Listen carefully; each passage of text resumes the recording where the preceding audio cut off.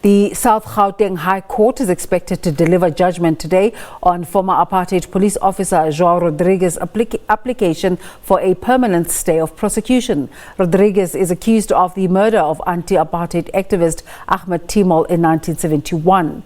80-year-old Rodrigues has argued the prosecution will violate his right to dignity as he will be tried at his old age for a crime allegedly committed 48 years ago. Rodrigues faces a murder charge after an inquest found Timol was thrown to his death from the 10th floor of the Johannesburg Central Police Station. For the latest, we now cross to our reporter Maageketla Mohlabe. He's at the South Gauteng High Court. A very good morning to you, Maageketla. What can we expect today?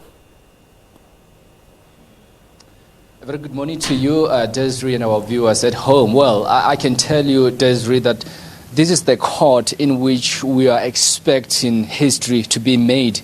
We are expecting a precedented case to be made in this particular court. We are expecting judgment in that application for permanent stay of prosecution by Joao Antonio Rodrigues, in which we know that he wants this particular case to be halted on the basis of his age, as well as the fact that it has been years since the murder took place. And you would recall, Desiree, that this is the murder that took place in 1971 at the then John Foster Square.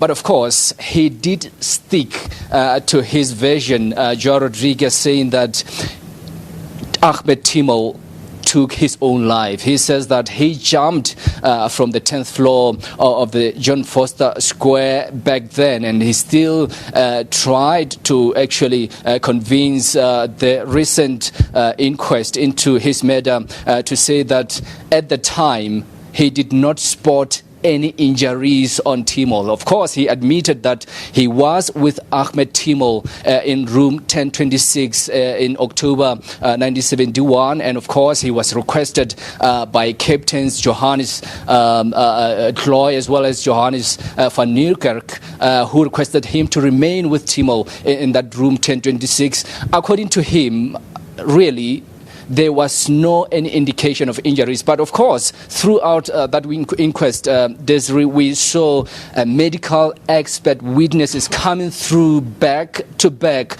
saying that the injuries that actually Ahmed Timol sustained did not really were not consistent, rather, with a fall from the height. And of course, which is why then turned this particular 1972 ruling to say that Ahmed Timol took his own life to be overturned by the 2017-2018 inquest. And what else do we know? Just 2 months ago, there were more arguments in this particular case, more especially in this application but by Rodrigues. We saw mass opposition. We saw legal minds coming from litigation center. We saw legal minds coming from the Law Society, as well as lawyers representing former TRC commissioners. And of course, what they emphasized on is that Mr. Timol was not killed in a private violence. According to them, he was killed in public interest, in the public interest of the apartheid state. And they are also maintaining that he was also murdered in the furtherance of the policy of the apartheid regime. But joining me now to go into detail into this particular case is Timol's nephew, Imtiaz Kaji. Thanks so much for joining us. It's been a marathon case, I have to say, since 2003. What do you expect as a family today ahead of this particular judgment? Look, Maageketla, we're cautiously optimistic because we have the truth on our side. We should never forget that my beloved uncle Ahmed Timol was one of more than 70 people who died in police detention, commencing from 1963 all the way to 1990. And there's overwhelming evidence that in all those particular cases, the security branch officers, in collusion with the judiciary, ensured that whenever inquests were held, nobody was held responsible.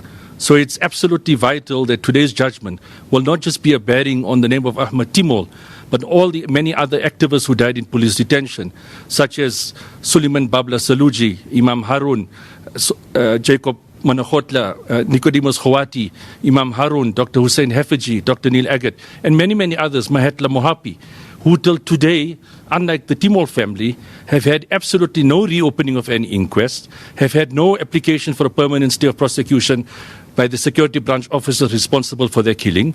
And that is why today's judgment is very critical, not just for Ahmed Timol, but for all the victims who have suffered and who have lost loved ones during the apartheid era. I mean, Rodrigues' lawyers did argue in this particular application to say that should he then be on trial, it would not be fair on his side, simply because witnesses that were supposed to take the stand have long passed on. Obviously, here you actually picture the likes of Captain Johannes Gloy as well as Captain Johannes van Niekerk. No, that's correct. But as victims' families, we can't be held responsible for that. And that is precisely why the submission made by Lucanio Kalata on behalf of many, many other victims' families to the Zondo Commission is very critical. We should also take in context that the TRC commissioners had written to President Cyril Ramaphosa on the 6th of February this year, precisely asking him to apologize to victims' families who, 25 years since the birth of democracy, have had absolutely no justice. And questions must be asked as to why the National Prosecution Authority has dismally failed to investigate these TRC cases. And of course, with regards to Rodrigues, the other thing he mentions is his age, as well as the years that have lapsed since that murder. Do you take this seriously? Look, I personally had written to the National Prosecution Authority in 2002 to investigate this matter, and the NPA dismally failed conducting that investigation. Rodrigues is sticking to his version of events, as he testified at the 72 inquest, as he testified in the 2017 inquest. So it's irrelevant if Gloy and Van Niekerk and all the others have passed on. Age has got absolutely nothing to do with this particular matter. And that is why, since 2017, through Judge Balimorte, we've continuously reached out to Joao Rodrigues. Speak the truth.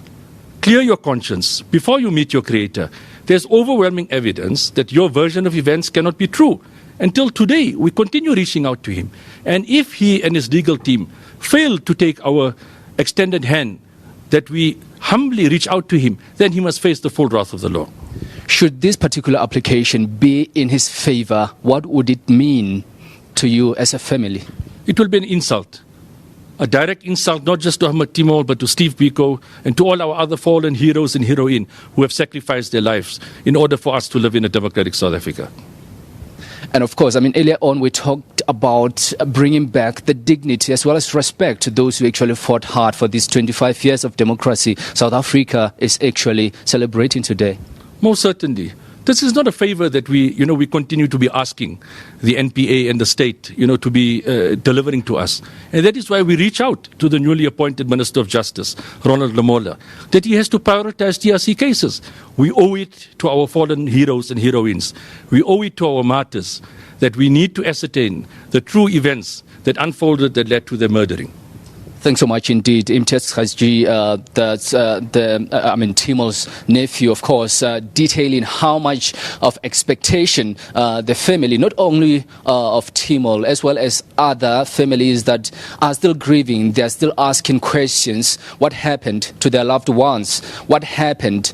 Where are they? And of course, asking these particular questions on the basis that they died in the hands of security branch officers, not only at John Foster Square police station, but other police stations across the country. We know that many of these families will be actually watching closely on today's judgment in terms of how it's going to unwrap. And of course, we also expect more lawyers to come and listen to what the full bench of judges here have to say in that particular judgment. And perhaps let me just show what one of the lawyers of Joao Rodrigues said just 2 months ago when they were arguing in this particular application. That is Advocate Jab Silias.